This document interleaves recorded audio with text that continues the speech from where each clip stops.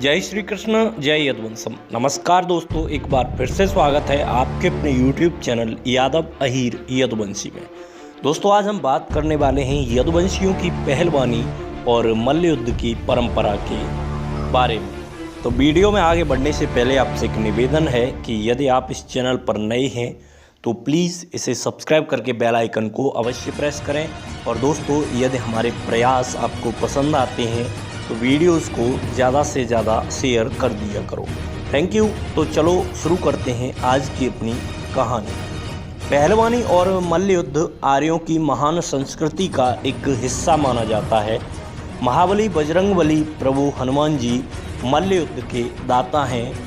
बजरंगबली हनुमान जी की इसी कुश्ती मल्ल युद्ध परंपरा को आर्यवीर यदुवंशी अहीर क्षत्रियों ने न सिर्फ आगे बढ़ाया अपितु अपनी अनूठी युद्ध प्रिय संस्कृति में इसे एक परंपरा की तरह विकसित भी किया। महाभारत काल में यदुकुल शिरोमणि पितामह श्री महाबली बलराम जी और दादा श्री कृष्ण ने इसी कुश्ती एवं मल्ल युद्ध परंपरा को आगे बढ़ाते हुए इसे लोकप्रिय बनाया। ऐसा माना जाता है कि महाभारत काल में यदुवंश शिरोमणि श्री बलराम जी के समान कोई मल्ल युद्ध में माहिर नहीं था। श्री बलराम जी ने महायोद्धा कुंती पुत्र भीमसेन को भी गदा युद्ध एवं मल्ल युद्ध की शिक्षा दी थी। कुश्ती, दंगल, मल्ल युद्ध ये यदुवंशियों के एक तरह से पर्यायवाची बन गए हैं। यदुवंशी क्षत्रियों में पुराने समय में बाहुबल से अपने शौर्य का प्रदर्शन कर स्वयंवर में दुल्हन को जीतकर शादी करने की भी प्रथा रही है। आमतौर पर हर अहीर परिवार की दिनचर्या उनके घर के यदुवंशी क्षत्रिय मर्दों के दूध, दही, माखन और अखाड़े में दंगल लड़ने से शुरू होती है। यदुवंशी अहीर क्षत्रिय अपने कठोर एवं कट्टर क्षत्रिय नियमों के पालक माने जाते हैं। इस बात का विशेष ध्यान रखा जाता है कि अहीर मर्द जिस अखाड़े में दंगल लड़ते हैं वहां अहीर क्षत्रियों का प्रवेश या उसके आसपास भी आना सख्त वर्जित है।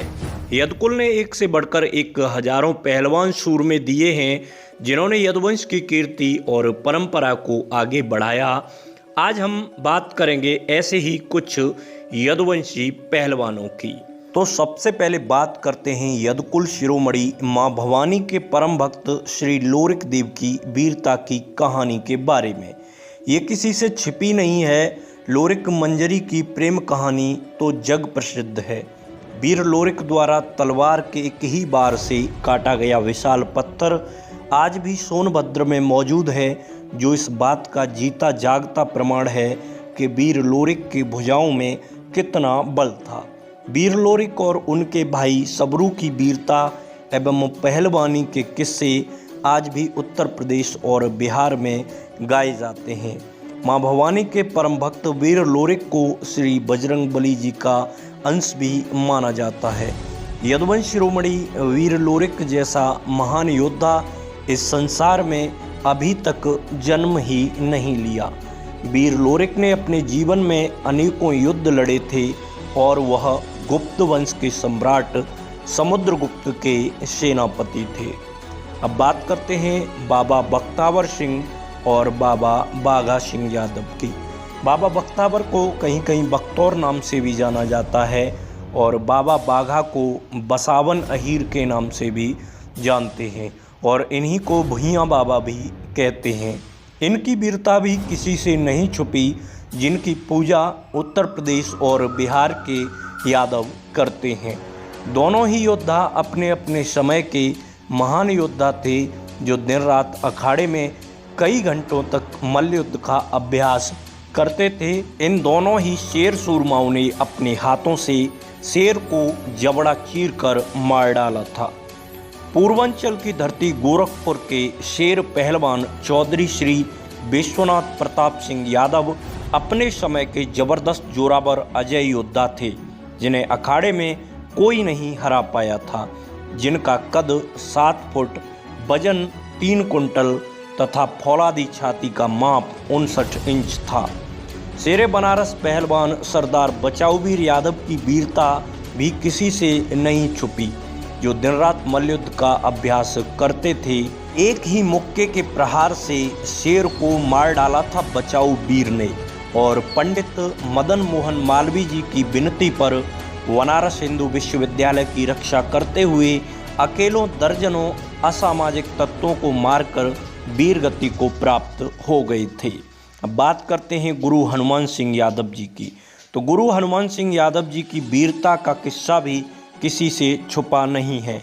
गुरु हनुमान भारतीय कुश्ती के सबसे बड़े नामों और सबसे मशहूर चेहरों में से एक हैं।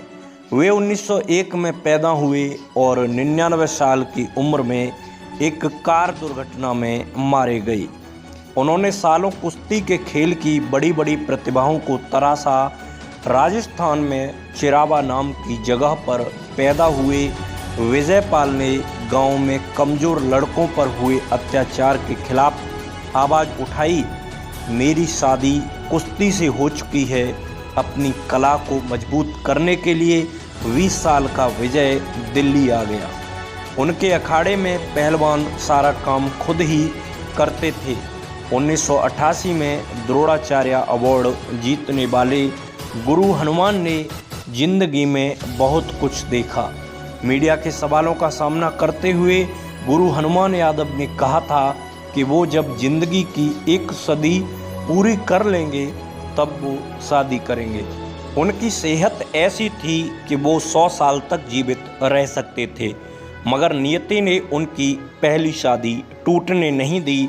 99 साल की उम्र में गुरु हनुमान यादव एक सड़क हादसे में मारे गए। उनके अखाड़े में आज भी उनकी परंपराएं जीवित हैं। बिहार के मशहूर पहलवान और नेता वीर लोरिक के वंशज पहलवान दद्दन सिंह यादव की पहलवानी पूरे पूर्वांचल में प्रसिद्ध है।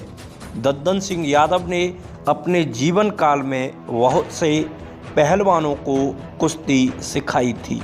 हरियाणा के झज्जर जिले के गूंगा पहलवान के नाम से मशहूर वीरेंद्र सिंह यादव इकलौते भारतीय खिलाड़ी हैं जिन्होंने डेफ ओलंपिक्स में गोल्ड मेडल जीता था।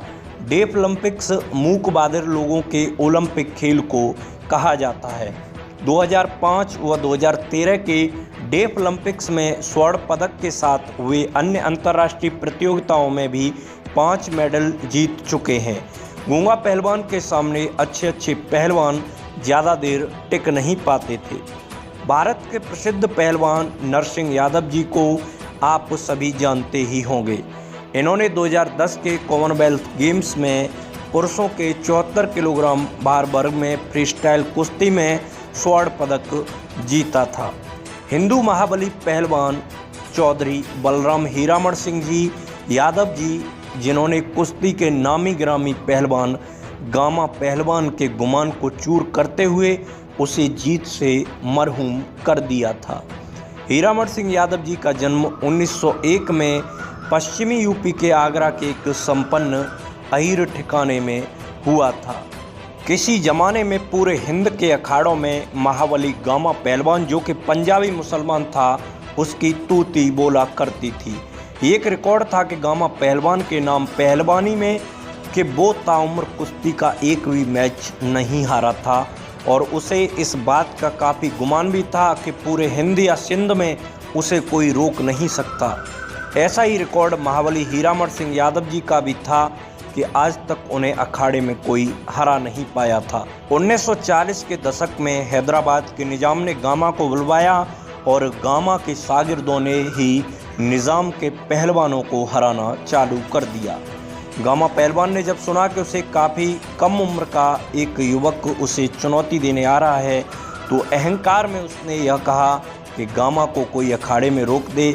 ऐसा माई का लाल हिंद की माटी में नहीं जन्मा। दोनों के बीच दमदार कुश्ती हुई और मुकाबला काफ़ी देर चला और बराबरी पर छूटा, लेकिन बलराम सिंह हीरामण जी ने गामा पहलवान के गुरूर को चकनाचूर कर दिया।